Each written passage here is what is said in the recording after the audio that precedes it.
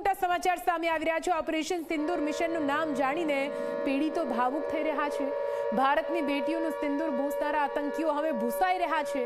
ત્યારે ભાવનગરમાં પીડિત પરિવારને ન્યાય મળ્યો હોવાની લાગણી, પરિવારમાં હાલ ખુશી જોવા મળી રહી છે। મૃતકોની આત્માને શાંતિ મળશે તેવું પરિવારજનોનું કહેવું છે। પ્રધાનમંત્રી મોદી અને દેશની સેના પર ગર્વ હોવાનું મૃતકના પત્નીનું કહેવું છે। ભાવનગરમાં પીડિત પરિવારને ન્યાય મળ્યો। પહલગામમાં મૃત્યુ પામેલા લોકોના પરિવારમાં ખુશીનો માહોલ છે।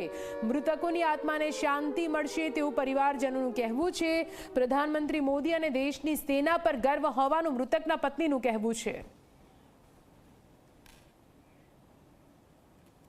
મને ખૂબ ગર્વ છે આપણા મોદી સાહેબના એને કે જે આને તાત્કાલિક લીધી છે એટલે મને ખૂબ 15 દિવસ થયા, આજે 16મો દિવસ છે એટલે મને ખૂબ ગર્વ છે આપણા સેનાઓ માટે, આપણા મોદી સાહેબ માટે કે આ એક્શન લીધી અને મને થોડીક શાંતિ થશે। પણ જે મારી માથે દુઃખ પડ્યું છે, મારી આખી જિંદગી મારી માથે દુઃખ પડ્યું છે, પણ હું એવું ઈચ્છું છું કે મારી કોઈ ભારત જે મારી સેના છે ત્યાં એની કોઈ દીકરી કે બેન કે પોતાની પત્ની કોઈ વિધવા ન થાય, નિરાધાર ન થાય એવી મારી પ્રાર્થના છે કે આવું કોઈ દિવસ આતંકવાદી દીકરીને કોઈ આવું ન થાય એવી મારી પ્રાર્થના છે। આજે 15 દિવસ થયા છે ભારતે પાકિસ્તાન ઉપર હુમલો કર્યો છે। મારા 2 સ્વજનો ગુમાવ્યા છે, મારા પપ્પા અને મારા ભાઈએ। એને ભારત માટે 2 આઝાદી આપી દીધી છે ગોળી ખાઈને। હવે એને દિવ્ય આત્માને શાંતિ મળે એટલે ભારતે હુમલો કર્યો છે।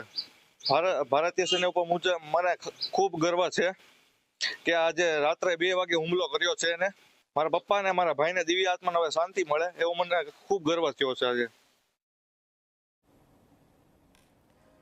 તો ભાવુક થયો આ પરિવાર, અને થાય પણ કેમ નહીં, કેમ કે તેમણે તો પોતાનો વહાલસો પરિવારજન ગુમાવ્યો હતો। જો કે ગુમાવ્યા બાદ તમામ આક્રોશ પણ એટલો હતો, એ તમામ આતંકીઓ વિરુદ્ધ તેઓ સતત માંગ કરી રહ્યા હતા કે તેમને ન્યાય અપાવવામાં આવે।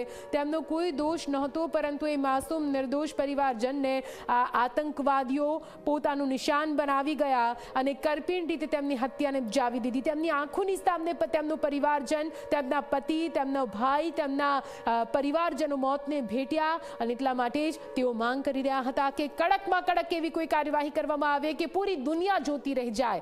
અને એ જ રીતે જ્યારે હવે કાર્યવાહી કરવામાં આવી છે ત્યારે પરિવારજનોમાં એક રીતે સંતોષ અને ન્યાયની ભાવના જોવા મળી રહી છે।